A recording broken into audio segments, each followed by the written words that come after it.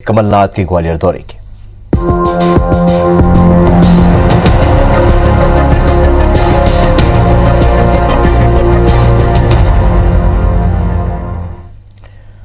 मध्य प्रदेश कांग्रेस के चीफ कमलनाथ 2 दिन के ग्वालियर दौरे पर हैं और आज कमलनाथ के ग्वालियर दौरे का दूसरा दिन है और पहले दिन रोड शो करके कमलनाथ ने अपनी ताकत दिखाने की कोशिश की और उसके बाद जनसभा को संबोधित किया। 14 किलोमीटर के इस रोड शो में हजारों की संख्या में लोग मौजूद रहे। इसके बाद कमलनाथ ग्वालियर के एक निजी होटल भी पहुंचे जहां पर विभिन्न संगठनों से आए लोगों के साथ मुलाकात की। साथ ही उन्होंने कांग्रेस कार्यकर्ताओं और दावेदारों से भी मुलाकात की। होटल के बाहर भी कमलनाथ से मिलने के लिए हजारों की संख्या में कांग्रेसी कार्यकर्ता मौजूद थे। आज कमलनाथ ग्वालियर में सुबह 10:30 बजे प्रेस कॉन्फ्रेंस करेंगे और उसके बाद पार्टी के कार्यकर्ताओं से मुलाकात करने के बाद वे दोपहर 1 बजे दिल्ली रवाना हो जाएंगे। पहले दिन मीडिया से बातचीत के दौरान उन्होंने ज्योतिरादित्य सिंधिया के आरोपों का जवाब भी दिया। उन्होंने कहा कि मैंने ग्वालियर चंबल की राजनीति और विकास में कभी दखल नहीं दिया। उसका बड़ा कारण रहा कि पहले कांग्रेस की तरफ से यहां का प्रतिनिधित्व माधवराव जी करते थे और उसके बाद ज्योतिरादित्य आए, लेकिन आज मैंने महसूस किया कि ग्वालियर और चंबल क्षेत्र विकास के मामले में भोपाल, इंदौर और जबलपुर से काफी पिछड़ा हुआ है। यहाँ के लोग परेशान हैं। मैं भरोसा दिलाता हूं कि हमें मौका मिलेगा तो विकास के मामले में ग्वालियर फिर अपनी पुरानी पहचान जरूर बनाएगा।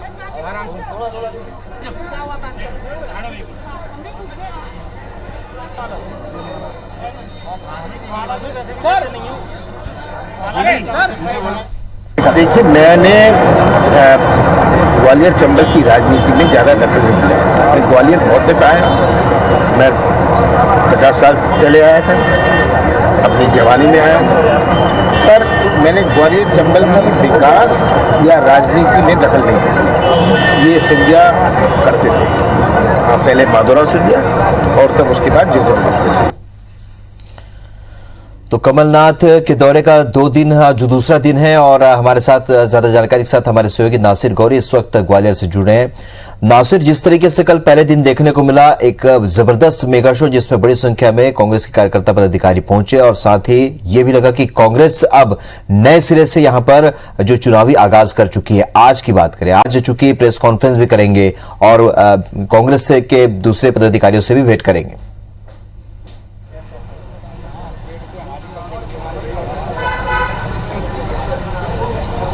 देखिए राहुल, अभी जो कमलनाथ हैं वो उनकी जो कांग्रेस के जो कार्यकर्ता हैं ग्वालियर चंबल अंचल से आए हुए हैं, उनके साथ में उनका मुलाकात का दौर जारी है। दावेदारों से बातचीत कर रहे हैं, संभावित जो प्रत्याशी है उनसे बातचीत कर रहे हैं और ठीक 10:30 बजे उनकी ये प्रेस कॉन्फ्रेंस स्टार्ट होगी। और प्रेस कॉन्फ्रेंस में जैसा कि कहा जा रहा है कि वो ज्योतिरादित्य सिंधिया को लेकर जो गंभीर आरोप है वो भी लगा सकते हैं, क्योंकि लगातार जो बीजेपी का जो चुनावी कैंपेन था 22 अगस्त से शुरू हुआ था और लगातार उनके निशाने पर कमलनाथ और दिग्विजय हुआ करते थे। लेकिन अब खुद चंबल अंचल की कमान कमलनाथ से संभाली हुई है और कल जैसा उनका जो दौरा था उसमें भी देखने को मिला और उन्होंने जो बातचीत में साफ कहा था कि उन्होंने ग्वालियर चंबल अंचल की जिम्मेदारी ज्योतिरादित्य सिंधिया को सौंप रखी थी, राजनीतिक लिहाज से सौंप रखी थी, विकास के लिहाज से सौंप रखी थी, इसलिए वो हस्तक्षेप नहीं करते थे। लेकिन ऐसा ग्वालियर के साथ करेंगे वो विकास के मामले में अगर देखें तो ग्वालियर बहुत दूर नजर आता है बाकी मध्य प्रदेश के शहरों के साथ साथ देखे जाए तो ऐसे में सबसे बड़ा सवाल यही है कि आज वो प्रेस कॉन्फ्रेंस में किस तरह के जो आरोप लगाते, क्योंकि उनका रोड शो भी बड़ा ऐतिहासिक रहा था और रोड शो के बाद वो रानी लक्ष्मीबाई की समाधि पे पहुंचे थे और कहीं ना कहीं रानी लक्ष्मीबाई की समाधि पर भी पहुंचना उनका कहीं ना कहीं ये संकेत देता है कि वो रानी लक्ष्मीबाई यानी कि 1857 की क्रांति और फिर 2020 में और फिर डीपी मिश्रा की जो सरकार रही थी जिसमें राजमाता विजयराजे सिंधिया ने यानी कि ज्योतिरादित्य सिंधिया की दादी ने कांग्रेस की सरकार को गिराने का काम किया था, वो सारे मसले शायद इस प्रेस कॉन्फ्रेंस में हो सकते हैं और कहीं ना कहीं चंबल के विकास को लेकर वो बात करेंगे। साथ ही वो जो उन पर जो गंभीर आरोप जो बीजेपी इतने दिनों से लगा रही थी तो वो आज ज्योतिरादित्य सिंधिया के गढ़ में यानी कि उनके गृह जिले में आकर उन सारे सवालों का जवाब भी दे सकते हैं। सबसे समझने वाली बात यह होगी राहुल की ग्वालियर चंबल इलाके में ग्वालियर ही क्यों चुना कमलनाथ कमलनाथ ने। इसमें जाहिर सी बात यह है कि जो कमलनाथ का जो शंखनाद था उसका वो आगाज ग्वालियर से करना चाहते थे, यानी कि ज्योतिरादित्य सिंधिया के गृह नगर से, क्योंकि मध्य प्रदेश का ग्वालियर चंबल ही इलाका है जो कांग्रेस की सरकार मध्य प्रदेश में लेकर आया था और इसी चंबल इलाके ने कांग्रेस की सरकार को गिराने का काम किया था। लेकिन अब वही ग्वालियर चंबल अंचल की 16 सीटें हैं वो तय करेंगी कि मध्य प्रदेश में अगली सरकार है वो किसकी हो। तो ऐसे में चाहे कांग्रेस हो चाहे बीजेपी हो, दोनों ही पार्टियां राजनीतिक लिहाज से चुनावी मैदान में कूद पड़ी हैं और अपने अपने अपने तरीके से वोटों को माइलेज लेने की कोशिश है वो करने में लगी है। जी बिल्कुल, आज कार्यकर्ताओं से वो जिस तरीके से मुलाकात कर रहे हैं, जाहिर सी बात है एक नई घेराबंदी, नई रणनीति यहाँ पर बनती साफ तौर पर नजर आ रही है। दीपक यादव हमारे सहयोगी भी इस खबर पर हमारे साथ जुड़ रहे हैं। दीपक, जिस तरीके से कल जो देखने को मिला, जो नजारा, जो कांग्रेस के भीतर एक नया जोश देखने को मिला, इस वक्त तमाम कार्यकर्ताओं पदाधिकारियों से भी कमलनाथ मुलाकात कर रहे हैं, प्रेस से भी बात करेंगे। अभी कांग्रेस की स्थिति की बात करें, कांग्रेस के भीतर किस तरीके की हलचल महसूस हो रही है और जो कार्यकर्ता जिनसे आज वो मुलाकात भी कर रहे हैं उनके बीच किस तरीके की प्रतिक्रिया देखने को मिल रही है कल कमलनाथ के दौरे के बाद?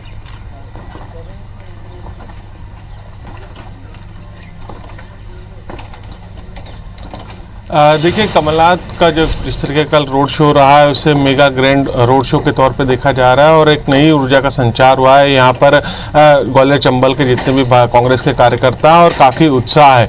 अगर हम बात करें तो आज जिस तरीके से उनका कार्यक्रम है तो करीब 11:30 बजे यहाँ पर डबरा विधानसभा के जो कार्यकर्ता है, मंडलम के प्रभारी, उनके साथ मुलाकात करेंगे। यहाँ पर मेला ग्राउंड फैसिलिटी सेंटर में उनके यहाँ पर मुलाकात होगी। फिलहाल जो है तैयारियाँ यहाँ पर चल रही है, लेकिन कार्यकर्ताओं के पहुंचने का सिलसिला भी धीरे धीरे शुरू होने वाला है। और उसके पहले की हम बात करें तो कल जिस तरीके से सुबह से लेकर दोपहर शाम तक का जो उनका पूरा रोड शो रहा, रोड शो के बाद जो होटल में सभी पदाधिकारियों के साथ मुलाकात की और अब स्थानीय स्तर पर केवल ग्वालियर ही नहीं बल्कि जो डबरा सीट है जहां से कि इमरती देवी यहां से संभावित प्रत्याशी हैं, तो इस विधानसभा को लेकर जो फोकस किया जा रहा है और उसी संबंध में यहाँ पर चर्चा होगी। डबरा के जो कार्यकर्ता हैं उनके साथ में चर्चा होगी और कमलनाथ जो है लगातार जमीनी स्तर से लेकर जो संगठन के बड़े पदाधिकारी हैं सबके बीच में समन्वय बना रहे हैं, सभी के साथ में बातचीत कर रहे हैं, किस तरह की उनकी परेशानियां हैं, किस तरह के मुद्दे हैं, विकास के मुद्दे को किस तरीके से लेके जाना है, 15 महीने को जो कार्यकाल रहा है उसको लेकर बातचीत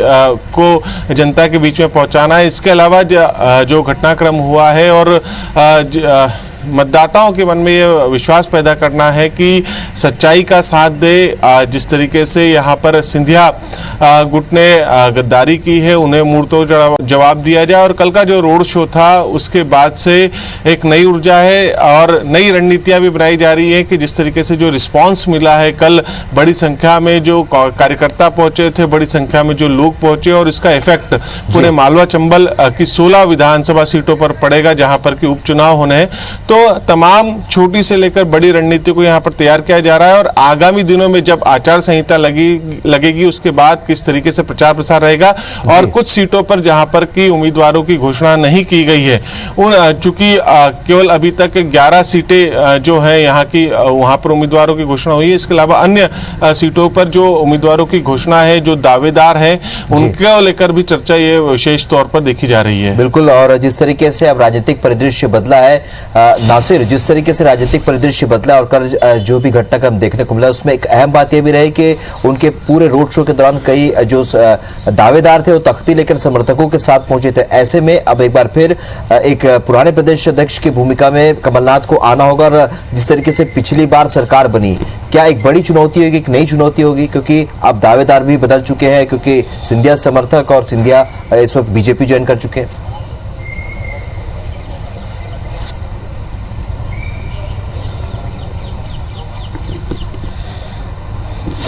ज्योतिरादित्य सिंधिया के जो समर्थक थे, जो कट्टर समर्थक कहे जाते थे, तो वो तो बीजेपी में चले गए हैं, लेकिन कुछ रह गए हैं। यानी कि जो कहा जाता था कि जो उनके पूर्व मंत्री है, यानी कि सिंधिया समर्थक है, वो मौजूदा सरकार में जो मंत्री है, वो दावा किया करते थे कि ज्योतिरादित्य सिंधिया के बीजेपी में जाने के बाद ग्वालियर चंबल अंचल से कांग्रेस वो खत्म हो गई है। लेकिन कल की तस्वीरों को देखा जाए तो इस लिहाज से लगता नहीं है कि तस्वीरें साफ बयां करती हैं कि ऐसा कुछ नहीं हुआ है, क्योंकि जो समर्थक थे, दावेदार थे और जो कांग्रेसी कार्यकर्ता दाविदार थे, उनका जिस तरह का सैलाब जनसैलाब ग्वालियर की सड़कों पर दिखा, वो शायद यही बताता है कि कांग्रेस फिर से जीवित हो गई है।